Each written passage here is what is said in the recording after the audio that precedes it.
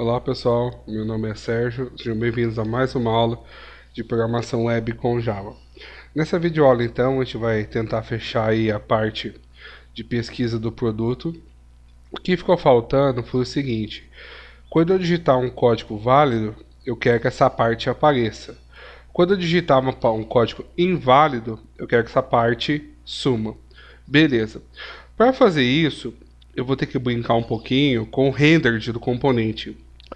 O rendered do componente nada mais é do que você trabalhar com desenha ele ou não desenha. Então o que a gente vai fazer? Se você vier aqui, ó, todos os componentes, por exemplo, esse aqui, ó, ele tem essa propriedade rendered, ó. Por padrão, o rendered sempre é true, ou seja, ele sempre vai aparecer. Mas eu posso colocar rendered false. Se eu colocar rendered false, ele não vai aparecer. E se eu brincar com esse rendered true, rendered false, durante o tempo de execução, eu consigo exibir ou ocultar o componente conforme eu desejar. Beleza, todo componente tem rendered, tá? Eu vou brincar com o rendered do painel grid, mas eu poderia usar o rendered de qualquer componente que eu quisesse. O rendered ele é uma variável booleana. Então, para você conseguir alternar ele em tempo real e tempo de execução, você precisa de uma variável booleana para controlar isso. Então, aqui, vamos, por exemplo, criar aqui no nosso bin uma outra variável. Vou criar uma variável private, boolean, vou criar boolean com B maiúsculo, tá? Para usar o tipo classe dele. E aí você pode dar qualquer nome, exibe, sei lá que nome que você quer colocar. Então vou chamar de exibir, tá? Vou chamar de exibir. Exibir painel de dados. Pronto, para ficar um nome mais para a gente saber o que é. Exibir painel de dados. Se essa variável aqui for, vamos por exibe, né? Exibe painel de dados. Se essa variável aqui, se esse atributo for falso, o painel some. Se essa variável for true, o painel aparece. Beleza, vamos primeiramente amarrar essa variável com o nosso componente. Então vamos vir aqui, nele vamos colocar rendered. Aí usando o el, a gente vai chamar o nosso manejo de bin, lembrando que é o produtos bin 2, ponto. Aí, opa, faltou criar get set para ele, né? Não esqueça de criar get e set. Beleza, criei get set para ele. Então volta aqui, exibe painel dados. Tá, qual que vai ser a primeira questão? A minha tela, a gente viu que ela abre com a opção novo. Ou seja, o que vai acontecer aqui? Quando for novo, eu quero que o exibe painel dados seja falso.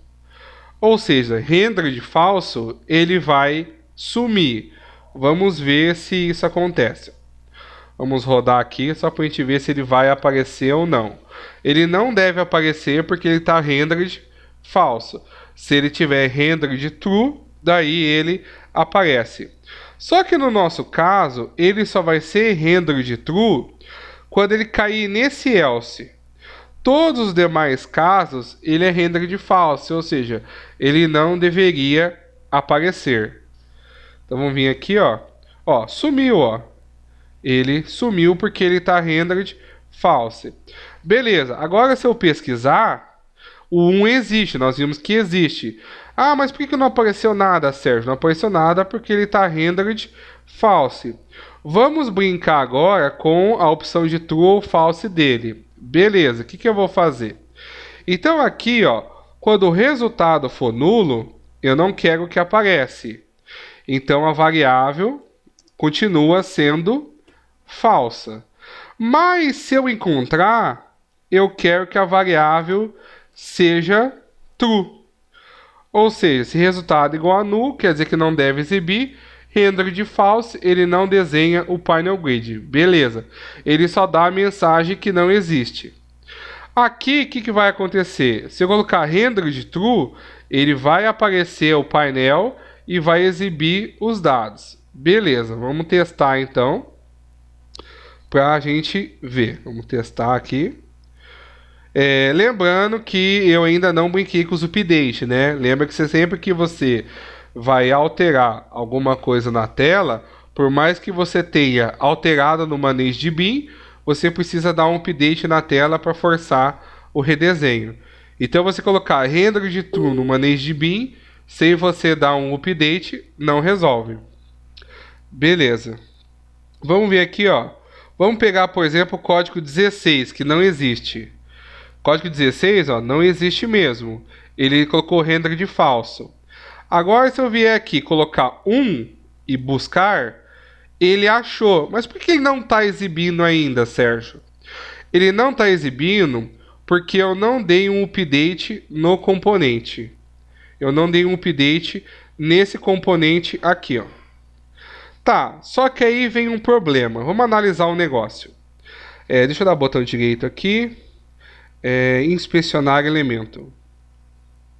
Ó, tá vendo essa parte do código aqui? Ele é um Panel Grid, né? Ó. Internamente, o Panel Grid, ó, o que ele vira para nós internamente? Ele vira uma tabela. Então, vamos tentar dar um update na outra tabela para vocês verem. Então, vamos vir aqui, ó. Quando eu apertar no buscar, eu já tenho um update lá embaixo. Mas perceber que ele não está mostrando? Por que ele não está mostrando? Porque o Ajax ele só consegue aparecer ou sumir com divs. É isso que acontece. Então o que está acontecendo aqui? Como eu tenho um table, o table ele não consegue ocultar.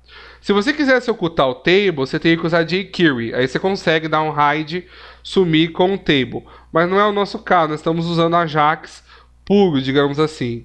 Então qual que é o pulo do gato? O pulo do gato, o artifício, eu vou ter que forçar a aparecer um div. Só que não pode ser um div do HTML. Eu vai ter que ser um div do JSF para funcionar. Como que eu faço isso? Aqui no Panel Grid, o que você coloca? Por fora dele, você vai usar esse cara aqui, ó. Panel Group. O Panel Group, ele só serve para você circundar uma área. Ele circunda uma área. Ele não é um componente visual. Tanto se eu rodar... Opa, deixa eu voltar aqui, cliquei errado. Se eu voltar aqui, ele não muda nada. Ele não é um componente visual. Ele só é um componente de marcação, igual o form. Ele marca o começo e marca o fim. O Panel Group, ele pode gerar duas tags. Ou ele gera span, ou ele gera div. Por padrão, ele gera spam. Por padrão, ele gera spam. E spam também não resolve o nosso problema. Eu quero div. Como que eu faço isso então? Para isso, eu venho aqui e coloco layout e escrevo block. Layout block, isso aqui quer dizer para ele gerar div no lugar de spam. Beleza. Aí o que eu vou fazer? Eu não vou mais dar update nesse componente aqui, e sim nesse. Então a minha sugestão é que você mude o ID desse daqui. Você pode criar outro ID se quiser, mas não vai ter mais sentido você ter ID nesse daqui, sendo que esse daqui controla o outro. Então, esse daqui controla esse. Então você não precisa ter mais ID nesse daqui. Tá. Agora, se você pegar, ele consegue fazer o update. Então aqui, ó, o nosso update, no nosso formulário, o painel dados.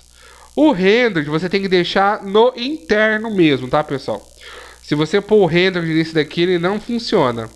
Então o segredo é sempre esse. Se você quiser exibir ou ocultar uma área, cria um Panel Group, bloca ele, ou seja, fala que o layout dele é block.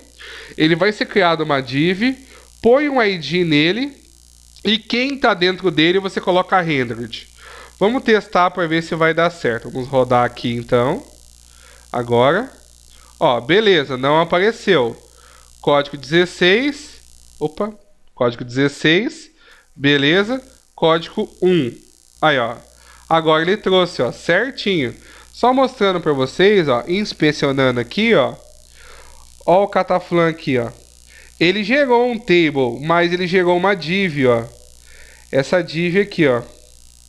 O de cima, ó, o painel grid de cima é esse aqui, ó. É esse table. Essa div aqui é do ppanel, tá? Essa div é do ppanel. Esse aqui é o painel grid que tá lá, o columns 3.